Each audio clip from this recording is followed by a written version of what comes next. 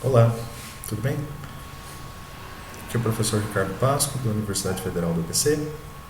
Hoje é a nossa 13ª aula aí do curso de Cálculo Vetorial Tensorial. A gente vai falar sobre o último teorema, o teorema do divergente. O teorema do divergente é nada mais do que uma generalização para 3 dimensões do teorema de Green, do mesmo jeito que o Stokes também. Mas o Stokes foi uma generalização para o rotacional. Aqui nós temos uma generalização, na verdade, para o divergente. A gente viu algumas aulas atrás aí que o teorema de Green permite calcular uma integral de linha, substituir uma integral de linha aí por uma integral dupla aí sobre o divergente, essa é uma das versões vetoriais que a gente viu aí do teorema de Green. Tá? Então, o teorema do divergente, ou do Ostrogradz, que foi o primeiro a demonstrar, ou Gauss, que redemonstrou isso anos depois, dependendo de onde você mora no globo, você chama de um nome ou chama de outro. Gauss normalmente para o Ocidente, né? E Ostrogradz para o Oriente, certo? Então, para não dar briga, a gente vai chamar de teorema do divergente simplesmente.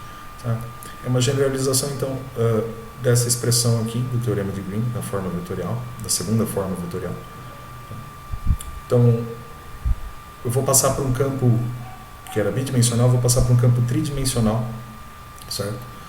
Então, essa integral de linha aqui a gente substitui, integral de linha no caminho fechado, a gente substitui por um fluxo, né? Certo? Então, note o S maiúsculo aqui, que era uma linha, é o elemento de linha, isso aqui é o elemento de área, certo? Aqui a curva é substituída então por uma superfície, ambas, né? Aqui era uma curva fechada, isso aqui é uma superfície fechada, certo? Vão ser substituídas então pela integral com a dimensão correta. Aqui é uma integral dupla, aqui vai ser uma integral tripla, certo? Essa região D era uma porção aí do plano que tem como fronteira a curva C, certo? Então, isso aqui é uma região planar. Aqui a superfície S vai envolver quem, né? A superfície S é a fronteira de quem? Uma superfície, na verdade, é uma fronteira de um sólido. Assim. Essa região E aqui é um sólido. Tá? Então, o teorema do divergente é simplesmente essa igualdade aqui. Assim. Novamente, o que é mais fácil calcular, por exemplo, eu preciso calcular um fluxo, então é mais fácil calcular pela integral tripla aqui, então, ok, você usa no sentido da esquerda para a direita. Se for o contrário, não, a integral tripla é terrível desse divergente, então você calcula o fluxo. Tá? Ok, vamos demonstrar isso? A gente vai demonstrar só para um sólido simples. O que eu quero dizer com isso? Por exemplo, uma peça, né, única aqui, sem nenhum buraco. Depois eu comento, eu vou flexibilizar isso por caso que tenha buracos. Por enquanto ele é uma região sem buracos. Tá? Então, como sempre, a gente vai abrir o campo aí em P na direção I, Q na direção J, R na direção K. E o divergente é imediato. Né? Você vai fazer o produto escalar entre o nabla e o F, vai ficar simplesmente del P del X, del P del Y, del R del Z. Então, o lado direito, aqui do teorema de Gauss, o lado direito é uma integral tripla sobre esse sólido contido, né, pela superfície S. Então, vai ser a integral tripla do divergente, eu vou ter 3 componentes aqui para calcular. Do lado esquerdo, eu tenho o fluxo, né, e o fluxo aqui eu vou abrir esse ds, né, em nds, né, o F já está aqui com as suas 3 componentes, então isso aqui também me dá 3 componentes, cada uma delas relacionadas aí ao produto escalar entre o versor normal, a superfície, e o versor de base, aí, né, IJK. Tá? Então, o que a gente precisa provar? Eu preciso provar que essa integral tripla aqui é igual a essa integral de fluxo, sim? Integral de superfície. Lógico que se eu conseguir provar que para o R essa integral tripla aqui é igual ao fluxo dessa integral, o fluxo do R aqui através da superfície S, se eu for provando aos pares aqui, eu provei o teorema. Tá? Okay. Então eu vou provar só para componente K aqui e eu vou deixar para vocês se divertir para provar para componente J e componente I. Certo? Okay. Então basta provar. Isso aqui você já analogamente já descobre que vale para as outras. Certo? Então pega um sólido, vai integrar, né, a componente K. Então a coisa mais fácil aqui é escrever ele como uma região do tipo 1. Que diabos é uma região do tipo 1? Então, se você se lembra de integral tripla como região do tipo 1 é que ela é uma região em que a lateral aqui, essa superfície S3, né, ela é paralela ao eixo do Z. Sim? Ou seja, a projeção desse sólido aqui, dessa região sólida, é uma região D aqui, né, no plano XY, que vai ser integrada depois. Então, primeiro a gente vai integrar em Z, sim, entre essa superfície. Essa superfície pode ser curvada aqui, ela não precisa ser paralela ao Y. Tá?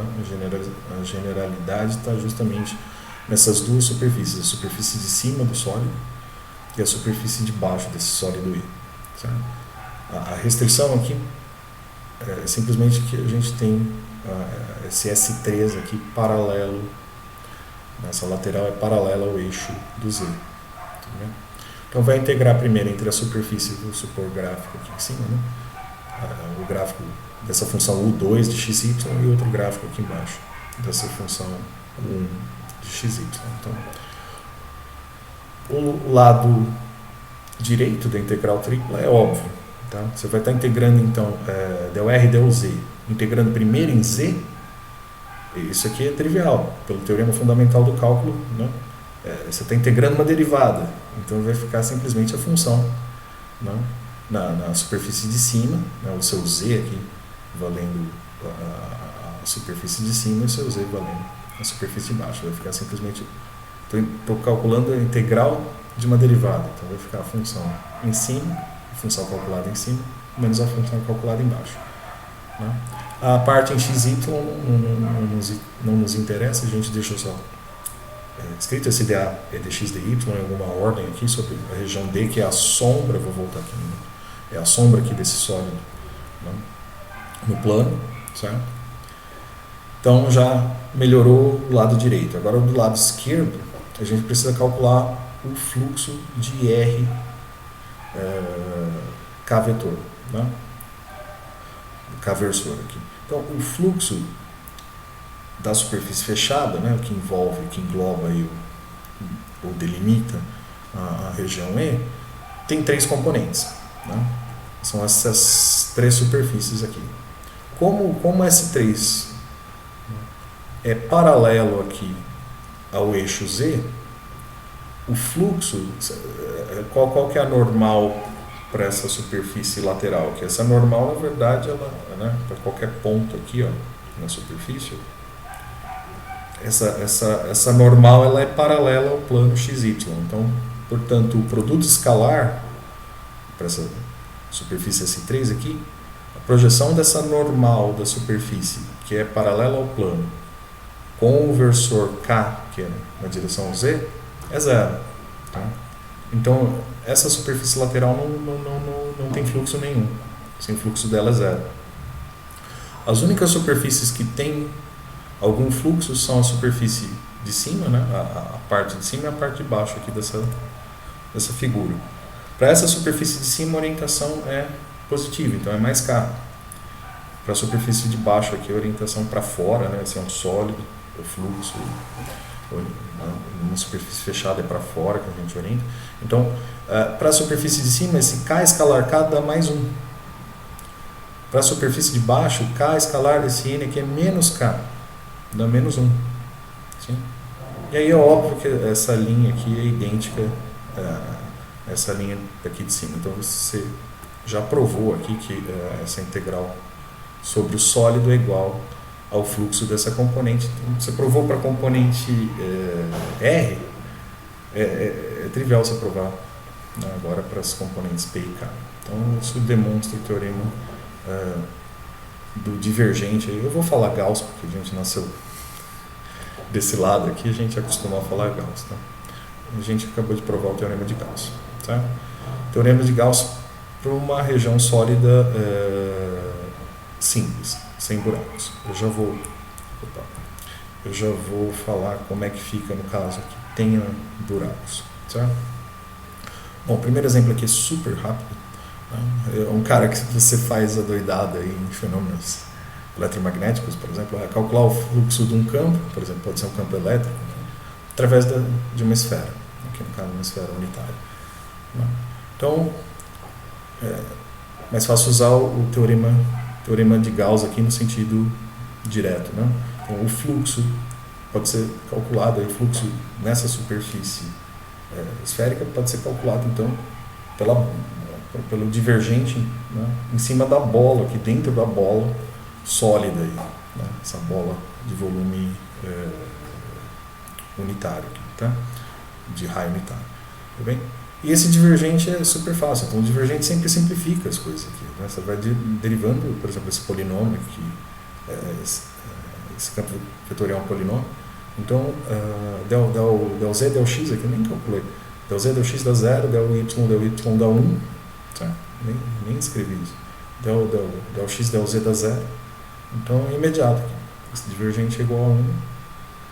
Então, portanto, a única coisa que sobra aqui no teorema de Gauss é calcular o volume. O volume de uma esfera sólida aí, de raio 1, então é 4/3 de π r ao cubo, então esse é 4/3 de π. Tá? Nem escrevi o jacobiano. É imediato isso aqui, você já decorou isso aqui. Certo? Esse exemplo aqui é muito fácil. Esse aqui já é mais difícil. Sim. Então, olha o fluxo que você tem para calcular aqui. Então, calcule o fluxo aí para esse campo horrendo.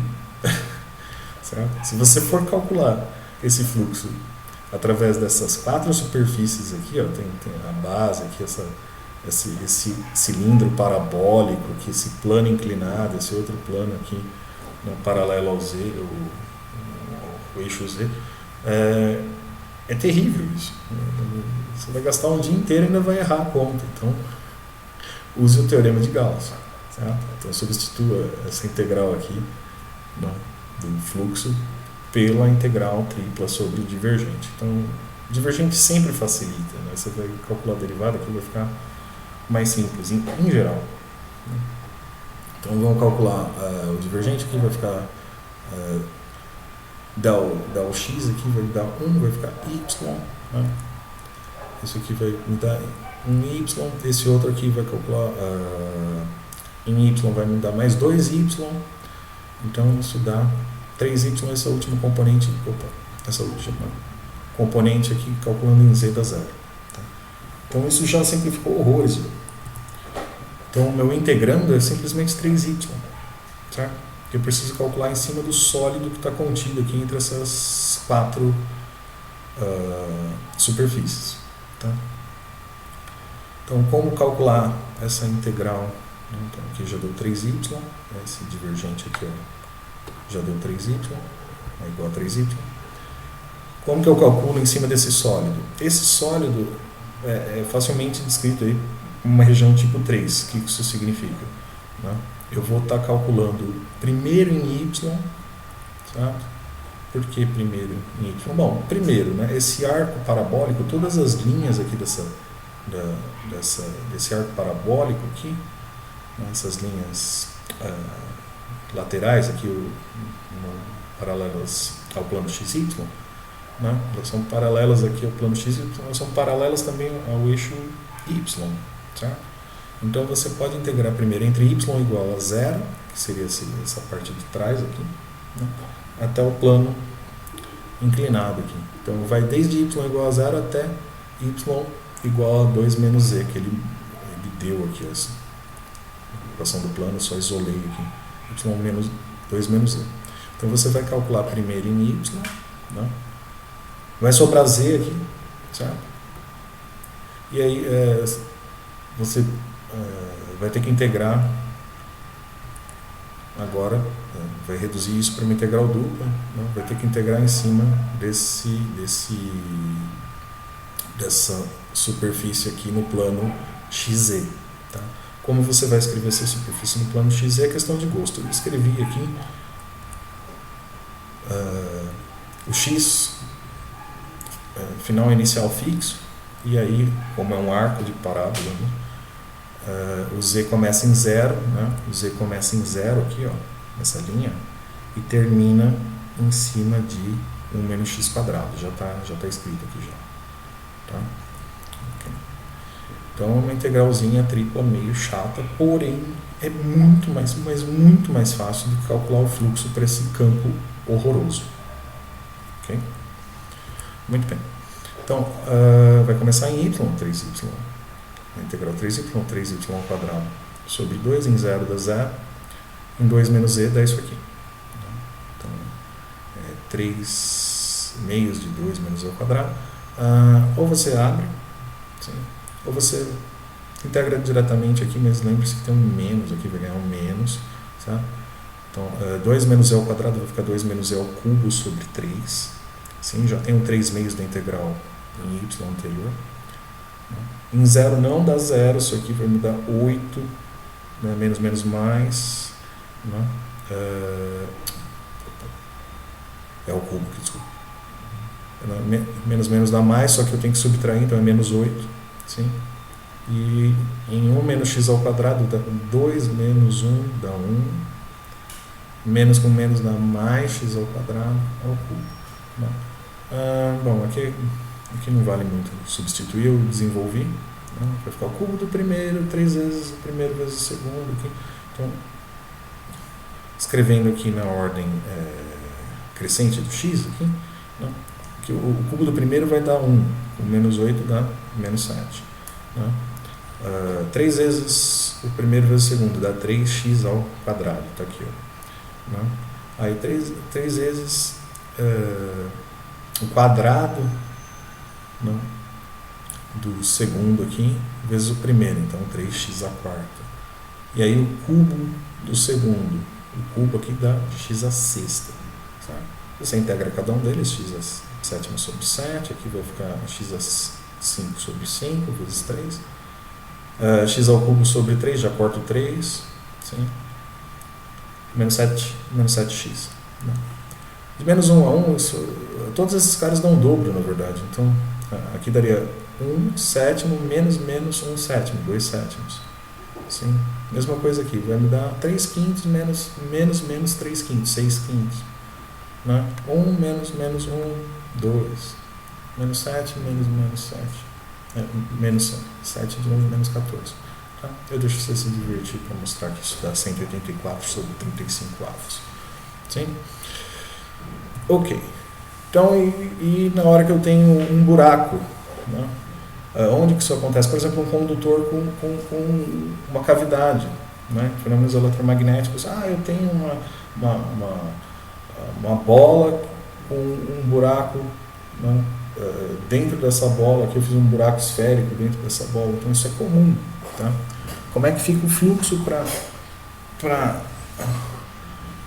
o campo elétrico? Né?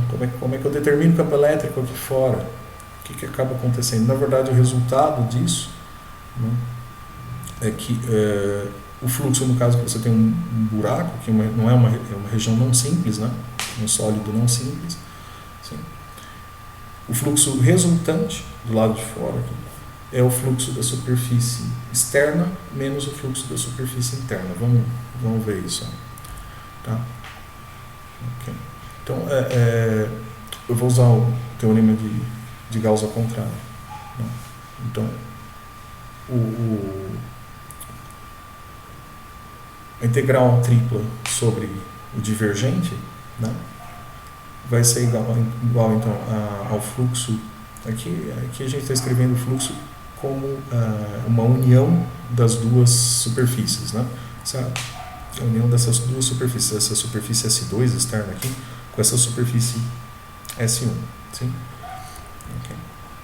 Então isso me dá duas, né, o fluxo resultante líquido aqui, isso me dá duas integrais de fluxo, certo? Onde a superfície S2 está orientada para fora, ok?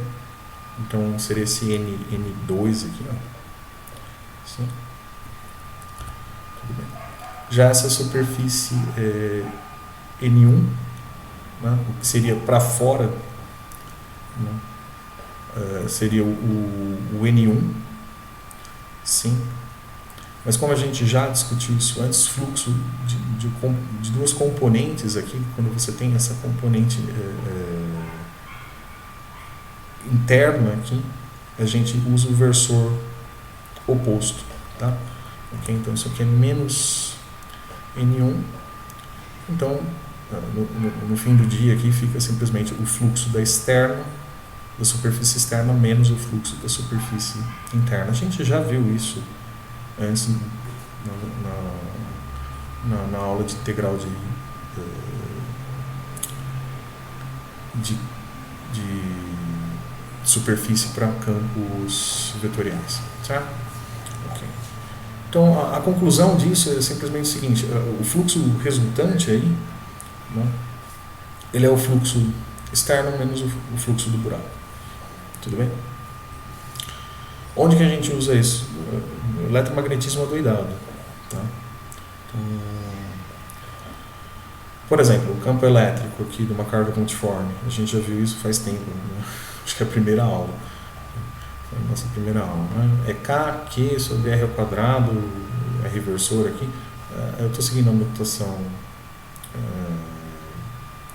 da constante Coulomb aqui, é 1 sobre 4πε0. O livro vai dar uma bagunçada aí, não chama isso tudo aqui de epsilon, aqui normalmente chama de K.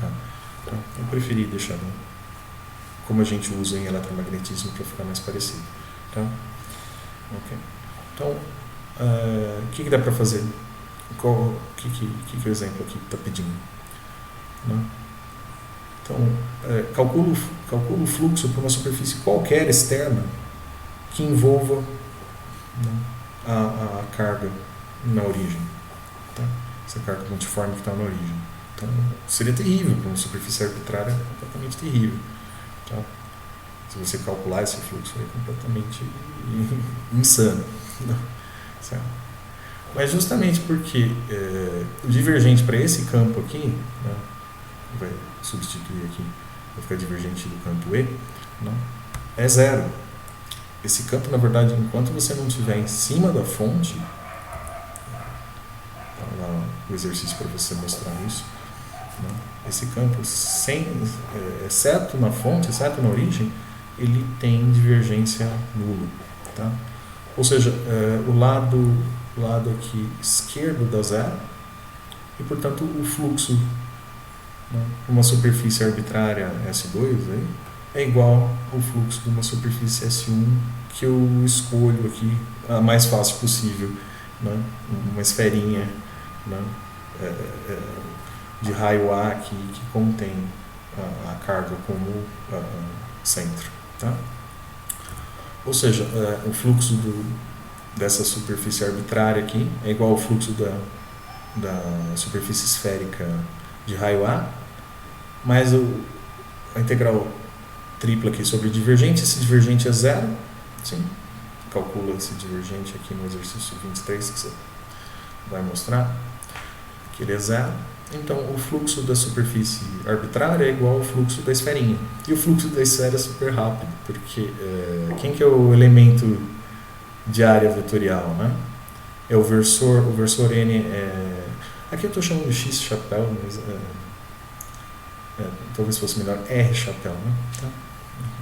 Ele é na mesma direção que o campo elétrico, né? Pensa na esfera, tem um versor aqui na superfície da esfera, ele é paralelo, aliás, ele é idêntico a esse versor aqui, né? Então esse produto escalar dá 1, isso aqui é um bando de constantes, eu posso tirar, então não sobrou nada para integrar a não ser o próprio ds, isso da área da esferinha. Então corta esses termos aqui todos, aqui sobra simplesmente a carga sobre a permissividade elétrica, né? Esse epsilon zero é a permissividade elétrica, supondo no vácuo, né? Então chamei isso de E0. Tá? Tudo bem. E isso é o que você já ouviu falar muito antes, né? Em geral acaba vendo isso em fenômenos eletromagnéticos, aí, é a lei de Gauss. Tá? Okay?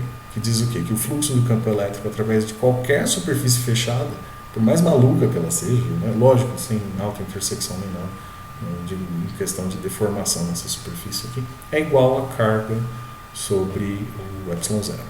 Tá? Okay. Bacana. Mas do mesmo jeito que a gente tentou interpretar o rotacional na aula passada, a gente consegue também interpretar o divergente aí através do teorema de Gauss. Né? Então, vamos fazer o seguinte, vamos pegar eu quero calcular o divergente num ponto. Então, o que eu faço? Eu vou pensar, então, numa pequena esfera, que eu vou encolher ela ali até o ponto, e o divergente, estou usando aqui, o fluxo vai ser igual à integral tripla do divergente, que esse divergente pode ser aproximado, né, se essa esfera for bem pequenininha, ele pode ser aproximado pelo valor do divergente na origem dessa esfera. Posso tirar da integral esse divergente aqui, sobra simplesmente o que? A integral da bola, do volume da bola. Tá? Então, se eu passar para baixo aqui, eu chego nessa expressão. Em princípio era só uma aproximação, né? Certo? Mas essa aproximação vira uma igualdade no limite que a bola tende a zero, e o raio tende a zero. Sim? Nós vamos usar isso em cálculo vetorial, tensorial, para mostrar as diferentes expressões para o divergente aí, em coordenadas não cartesianas, né? Por exemplo, coordenadas esféricas, como é que fica o divergente, coordenadas cilíndricas, assim vai. Tá?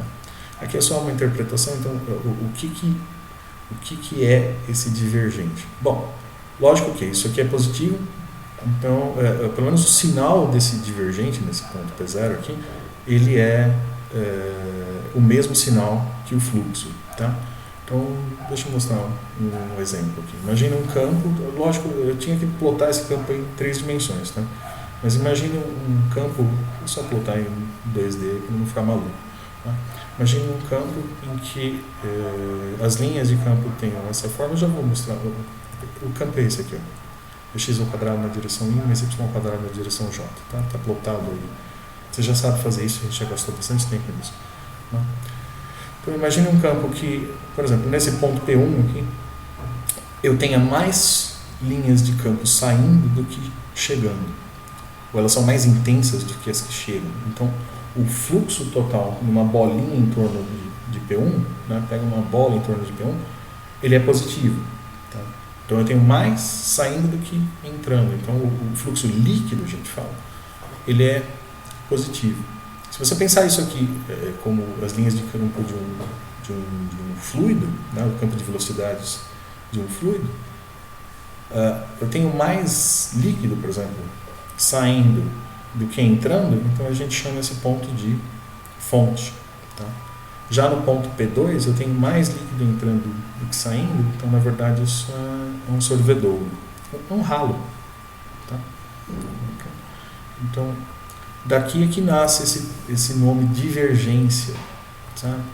Aqui ele diverge para fora nesse ponto P1 e aqui ele converge para o ponto P2. Tá claro? Okay. Lógico que o divergente mostra isso, né? Então, por exemplo, se você calcular o divergente para esse campo aqui da 2x, 2y, né? Então, quando que isso aqui é maior que zero? Quando que isso aqui é uma fonte? É quando passa maior que zero aqui. É quando y é maior que menos x. Ou seja, para pontos acima da reta de 45 graus para baixo, que é o y igual a menos x. Então, para todos os pontos acima dessa linha aqui do plano, todos esses pontos aqui de cima são fontes. E para todos os pontos abaixo, eles são sorvedouros. Tá? Tudo bem? Muito bem, então isso aqui encerra a parte de cálculo vetorial. Tá? Esse foi o último teorema aí de cálculo vetorial. normalmente cálculo 3 aí nas outras faculdades acaba nesse ponto, sim, mas a UFABC é mais intensa, então a gente vai continuar na próxima aula com cálculo vetorial, com cálculo tensorial, né? Okay. E aqui acabou a parte do Stewart e eu vou seguir o Arfken. Então, na próxima parte, então, a gente vai seguir o Arfken. Eu ia seguir o Butkov, mas o Butkov está muito complicado, o Arfken me pareceu mais simpático. Tá bom? Então, tchau, tchau.